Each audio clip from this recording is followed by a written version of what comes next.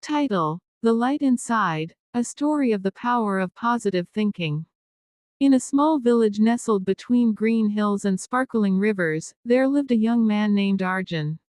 He was 25 years old, worked as a clerk in a grain shop, and had known hardship for as long as he could remember. His father died when he was 10, and his mother fell sick soon after. They barely made ends meet, and Arjun had grown up believing that life was just a chain of struggles. Every morning, Arjun walked to work with his head down. "Nothing ever changes," he would mumble. "Why hope for anything good when life has always been bad?" His clothes were old, his face dull, and his mind clouded with constant self-doubt. His boss, Mr. Suresh, often scolded him for being too slow. Customers avoided his counter because he rarely smiled or even looked them in the eye. Arjun was becoming invisible. One rainy evening, Arjun sat by the window, staring at the droplets racing down the glass. "Is this all my life will be?" he whispered. Just then, he heard a knock on the door. It was an old man with silver hair and a glowing face. He introduced himself as Dev, a traveler who had lost his way. Arjun let him in, gave him a blanket, and shared some leftover rice. Dev noticed the sadness in Arjun's eyes. "You carry a storm in your heart, my boy. But storms pass, and sunshine returns. Do you believe that?" Arjun sighed. "There's no sunshine in my world. Only clouds." Dev smiled. "Then let me teach you how to find the sun within yourself." The next morning, Dev told Arjun a story about a farmer who sang to his seeds every day.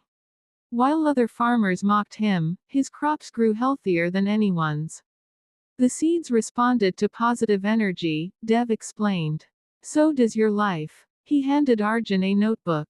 "Each day, write 3 good things about your life. No matter how small." Arjun scoffed. "There's nothing good to write." "Then start with this: I am alive." Reluctantly, Arjun began. "I am alive. I have food to eat. I helped a stranger last night." The first few days felt forced. But slowly, he started noticing small things: a child smiling at him, the smell of fresh chapatis, a compliment from a customer. He started walking straighter. His "thank yous" grew louder. He smiled, just a little, when handing over change. Weeks passed. The shopkeeper noticed Arjun's change. "You've been doing better lately, Mr. Suresh said one day. "Keep it up." Customers returned. One even told Arjun, "You have a kind face."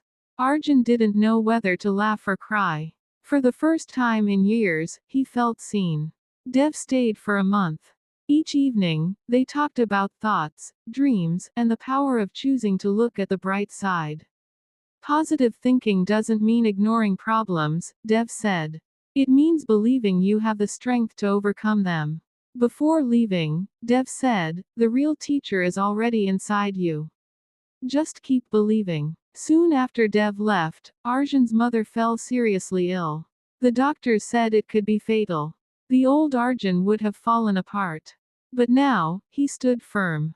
He comforted his mother, arranged medicines, and prayed, not with fear, but with hope. At the hospital, he met a nurse named Mira, who was kind and cheerful. They became friends. She encouraged him, saying, "Your mother's strong. And you're stronger than you think." After weeks of struggle, his mother slowly recovered. Arjun felt as if life had given him a reward for not giving up. Arjun began helping others. He taught children in the village how to read. He saved part of his salary to buy books for the poor. His confidence grew. So did his kindness. Soon, the village council offered him a better job, managing a small community library.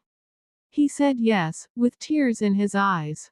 A year later, Arjun stood on a stage, receiving an award for his work in uplifting the village youth. Among the crowd, he spotted a familiar silver-haired man, Dev, smiling proudly. After the ceremony, Dev walked up and said, "What changed your life?" Arjun said, "You showed me the door. But I had to walk through it."